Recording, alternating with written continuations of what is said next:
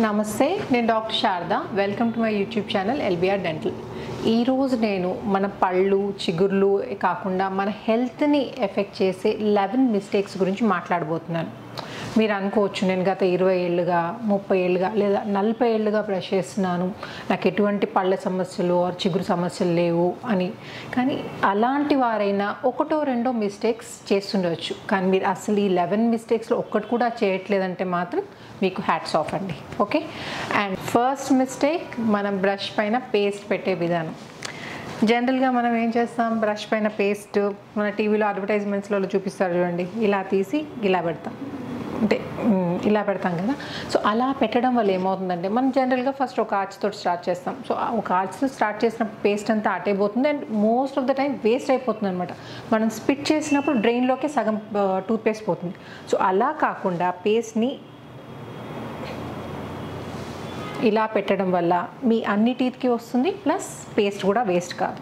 Next mistake, మన brush selection అండి.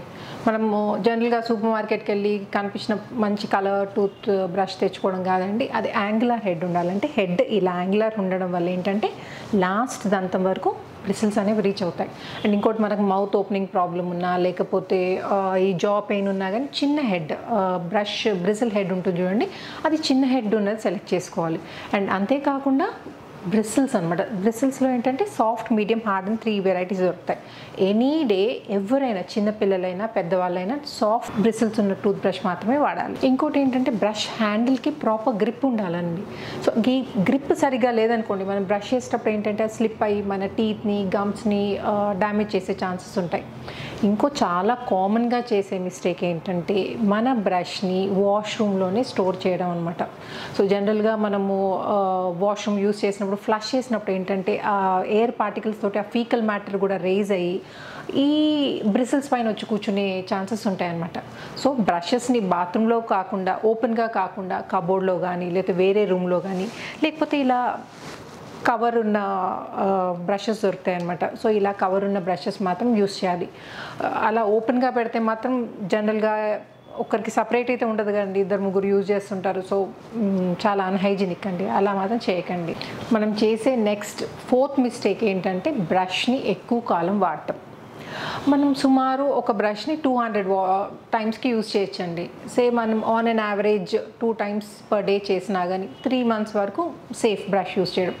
Brush bristles కనుక వేర్ ఆఫ్ అయిపోయాను అనుకోండి, అంటే బెండ్ కావడము లేకపోతే పక్క కొరిగిపోవడం ఇట్లా అయినాయి అనుకోండి, దానివల్ల టీత్ అయితే క్లీన్ కావు, ఇంకా అవి పళ్ళని అరగదీస్తాయి. Okay, and one more thing, toothpaste selection. జనరల్లో మన అడ్వర్టైజ్మెంట్స్లో చెప్తారు చూడండి, జనరల్గా మీ టూత్పేస్ట్లో ఉప్పు ఉందా అని. అది కాదండి ఉండాల్సింది. మన టీత్ ప్రొటెక్షన్ అనుకోండి, దాంట్లో ఫ్లోరైడ్ అవసరం లేదు. మీకు సెన్సిటివిటీ ప్రాబ్లం ఉందనుకోండి, మెడికేటెడ్ టూత్పేస్ట్ వాడాలి. గమ్ ప్రాబ్లం ఉందనుకో, సో మీ ప్రాబ్లమ్ని బట్టి టూత్పేస్ట్ సెలెక్షన్ అనేది చేసుకుంటూ ఉండాలి. అండ్ వన్ మోర్ థింగ్, దాంట్లో కనుక మీకు నచ్చిన ఫ్లేవర్ ఉందనుకోండి, అది అడిషనల్ బెనిఫిట్ అయిపోతుంది. నెక్స్ట్ మిస్టేక్, బ్రష్ చేయగానే నోరు పుక్కిలించడం. నేను ఇంతకుముందు చెప్పాను చూడండి, అడిషనల్ టూత్పేస్ట్లో బెనిఫిట్స్ ఉంటాయని, ఫ్లోరైడ్ కానీ అట్లాంటివి. సో ఇవి మన పళ్ళ పైన యాక్ట్ చేయాలంటే కొంచెం టైం పడుతుంది. సో బ్రష్ చేయగానే పుక్లించకుండా బ్రష్ చేసి ఒక ½ an hour వెయిట్ చేసి తర్వాత రిన్స్ చేస్తే ఈ పేస్ట్లో ఉన్న బెనిఫిట్స్ అనేవి మన టీత్కి అందుతాయి అన్నమాట. అండ్ ఇంకోటి, సెన్సిటివిటీ ప్రాబ్లం ఉందనుకోండి, వాళ్ళు ఏం చేయాలంటే మెడికేటెడ్ టూత్పేస్ట్ వాడాలి ఫస్ట్. ఆ మెడికేటెడ్ టూత్పేస్ట్ కూడా మీకు ఎక్కడైతే పళ్ళలో ప్రాబ్లమ్ ఇట్ సైడ్ ప్రాబ్లం ఉందనుకోండి, కొంచెం పేస్ట్ తీసుకొని ఎక్కడైతే ప్రాబ్లం ఉందో అక్కడ పెట్టుకొని మళ్ళీ సేమ్ పేస్ట్ బ్రష్ పైన పెట్టి బ్రష్ చేసినాక నురగ వస్తుంది చూడండి, ఆ నురగ కూడా ఒక 2 నిమిషాలు నోట్లో మెయింటైన్ చేసి తర్వాత స్పిట్ చేసి ½ an hour అయినాక రిన్స్ చేయాలి. ఇలా చేస్తే మీకు ప్రాపర్ బెనిఫిట్స్ అనేవి అందుతాయి అన్నమాట. Next, brushing time. ప్రాపర్గా బ్రష్ చేయాలంటే, అంటే అన్ని సర్ఫేసెస్ టచ్ చేయాలంటే కనీసం 2 to 3 minutes పడుతుంది. బ్రష్ ఎక్కువసేపు చేస్తే టీత్ నీట్గా అవుతాయి లేదా వైట్గా అవుతాయి అనేది మాత్రం తప్పండి. 2 to 3 minutes అన్ని సర్ఫేసెస్ టచ్ అయ్యేటట్టు చూడండి. ఇంకోటి, తొందరగా అంటే కొందరు 30 seconds 40 secondsలో కంప్లీట్ చేస్తుంటారు, అలా అయినా నీట్ కావు.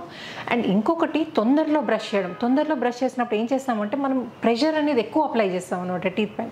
సో అలా కూడా చేయొద్దు. అండ్ చాలా కామన్గా ఈ మన కింద టీత్ ఉన్నాయి చూడండి, లోపల భాగంలో గార అనేది బాగా పడుతుంది.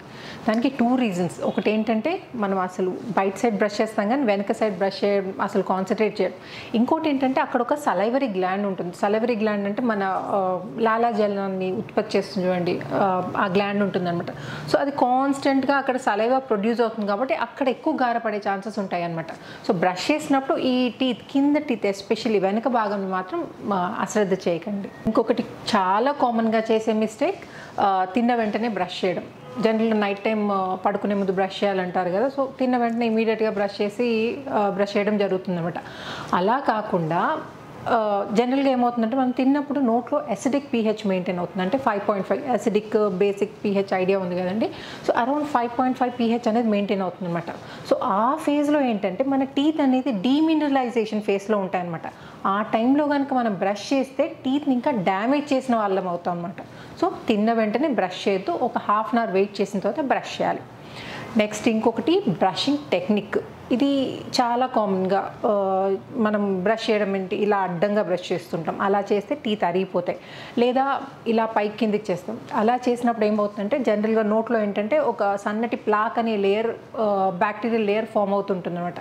ఇలా పైకి కిందికి బ్రష్ చేయడం వల్ల ఏమవుతుందంటే ఆ టీత్ పైన ఆల్రెడీ ఫామ్ అయిన ప్లాక్ని మనం ఇంకా గమ్స్లో ఇంకా స్టఫ్ చేస్తున్నాం అనమాట. దానివల్ల చిగుళ్ళలో ప్రాబ్లం వస్తుంది.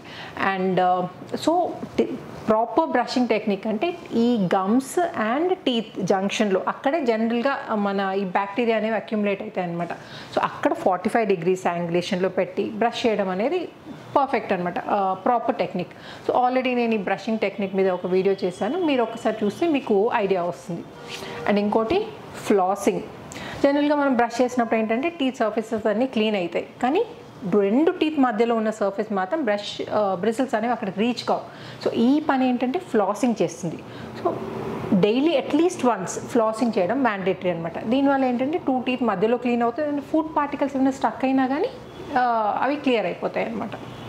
And 1 more mistake, tongue cleaning చేయం. సో మనం ఇమాజిన్ కూడా చేయలేనన్ని బ్యాక్టీరియా టంగ్ పైన జమ అవుతాయి అనమాట. సో ఈ బ్యాక్టీరియా ఏంటంటే మన బ్యాడ్ బ్రెత్కి, నోటి దుర్వాసనకి అండ్ మన బ్యాడ్ ఓరల్ హైజీన్కి దోహదపడుతుంది అనమాట. సో మీరు బ్రష్ చేసినప్పుడల్లా ఒకసారి టంగ్ క్లీన్ చేస్తే సరిపోతుంది.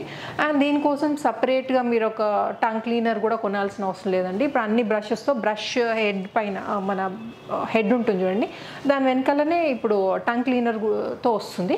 దాంతో మైల్డ్గా జెంటిల్గా క్లీన్ చేస్తే సరిపోతుంది. ఎక్కువ బ్రష్ చేసినా కానీ ఎక్కువ క్లీన్ చేసినా కానీ ఏమవుతుందంటే టంగ్ పైన టేస్ట్ బడ్స్ ఉంటాయి, మన టేస్ట్కి హెల్ప్ చేసే టేస్ట్ని గుర్తించే టేస్ట్ బడ్స్ ఉంటాయి అన్నమాట. సో జెంటిల్గా టీత్తో పాటు టంగ్ని కూడా క్లీన్ చేసుకుంటే బెటర్. సో ఇదండి నేను చెప్పదలుచుకున్న మనం చాలా కామన్గా చేసే 11 మిస్టేక్స్. మీరు ఎన్ని మిస్టేక్స్ చేస్తున్నారు అనేది నాకు కామెంట్ సెక్షన్లో చెప్పండి. అండ్ ఈ వీడియో ఇన్ఫర్మేటివ్గా అనిపిస్తే మాత్రం please like, share and subscribe చేయకపోతే మాత్రం తప్పకుండా సబ్స్క్రైబ్ చేయండి. Thanks for watching. నమస్తే.